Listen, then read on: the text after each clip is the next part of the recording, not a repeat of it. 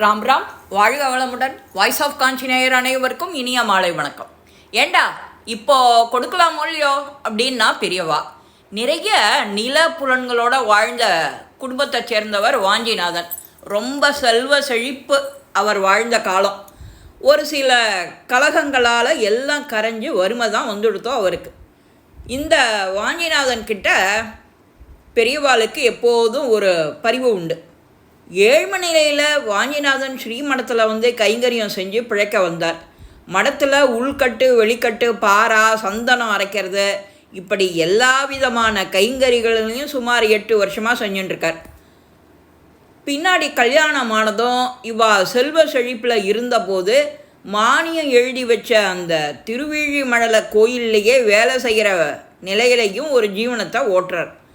திருவிடமருதூர் பாதுகாப்பு மண்டலத்தை பெரியவா பிரதிஷ்டை செஞ்ச சமயம் ஒரு நாள் பெரியவா தீர்த்த பிரசாதம் கொடுத்துட்டுருந்தா.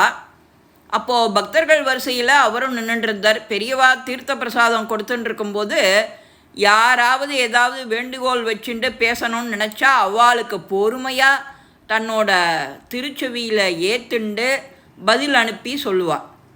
அவரோட முறை வந்தபோது தன்னை இன்னார் ஸ்ரீமடத்தில் சில வருடங்களாக கைங்கரியம் செஞ்சுருக்கேன் அப்படின்னெல்லாம் பறைசாத்தி கொஞ்சம் சலுகை பெறலாங்கிற சாமர்த்தியம் அவருக்கு. அந்த மாதிரி அவர் பெரியவா கிட்ட வந்த உடனே தீர்த்தம் வாங்கிய உடனே ரொம்ப தயக்கமாக பெரியவா ஒரு ருத்ராட்சம் அப்படின்னு மெல்லிசாக கேட்டார்.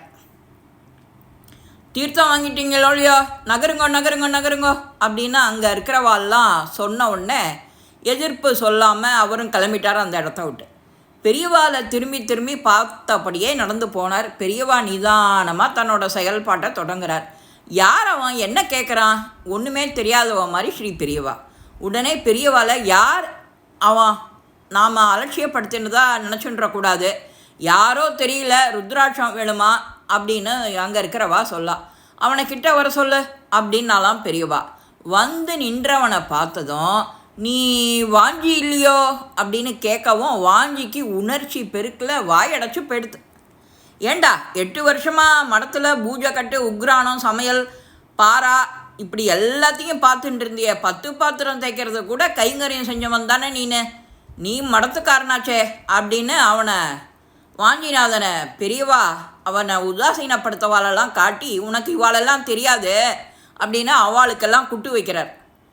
ரொம்ப நயமா, ஏண்டா இப்போது இவருக்கு ருத்ராட்சம் கொடுக்கலாமோ இல்லையோ அப்படின்னு பக்கத்தில் இருந்தவாளை கேட்ட உடனே பர்மிஷன் கேட்குறது மாதிரி அவளை. இப்படி ஒரு சபை நாகரிகம் நாசுக்காக அவளை திருத்துறது. பெரியவாளுக்கு அன்றைக்கே அந்த நாடகம் ஒரு ஏழை பக்தருக்கு தகுந்த மாதிரி கொடுத்து அதை அதே சமயம் இந்த அலட்டிக்கிற பேர் வழிக்கெல்லாம் ஒரு ஷொட்டு. அந்த வாஞ்சிநாதனுக்கு எப்படிப்பட்ட அனுகிரகம் கிடச்சிது பார்த்தேல. இதுதான் ஸ்ரீ பெரியவா. நமக்கு உனக்கு எப்படி எந்த நேரம் யார் மூலமாக அனுகிரகம் கிடைக்கணுமோ அனுகிரகம் வந்துட்டே இருக்கும். நீ பண்ண வேண்டியது ஒழுங்கான பக்தி மட்டும்தான். உண்மையாக இருக்கணும். பொய் பித்தலாட்டம் பண்ணிண்டு திருட்டுத்தனம் பண்ணிண்டு இல்லாமல் இருந்தாலே போகிறோம். சகலமும் பெரியவா பெரியவா பெரியவான்னு தினம் எழுந்த உடனே சொல்லணும், ராத்திரி எழுந்து படுத்துக்கும் போது சொல்லணும். இன்றைக்கி நடந்தது எல்லாம் எனக்கு திருப்தியாக இருந்தது, எல்லாம் உன்னோட நீ கூட இருக்கிறதுனாலன்னு நாம் சொல்லிவிட்டு படுத்துக்கணும். அதே மாதிரி இன்றைக்கி பொழுது நல்லபடியாக ஆகணும் பெரியவா அப்படின்னு சொல்லிவிட்டு எழுந்துட்டு ஒரு நமஸ்காரத்தை பண்ணிட்டாலே சர்வமும் நமக்காக செய்ய காத்துட்டுருக்கா பெரியவா. இந்த பதிவு உங்கள் எல்லாருக்குமே பிடிச்சிருக்கோம். லைக் பண்ணுங்கோ, ஷேர் பண்ணுங்கோ, பெல் பட்டனை கிளிக் பண்ணுங்கோ, சப்ஸ்கிரைப் பண்ணுங்கோ, கமெண்ட்ஸ் பாக்ஸில் கமெண்ட்ஸ் போடுங்கோ. ஸ்ரீ மகா பெரியவா திருவடிகளே சரணம். நல்லதே நடக்கும். ஆனந்தமாக இருப்போம் நண்பர்களே. வாழ்க வளமுடன்.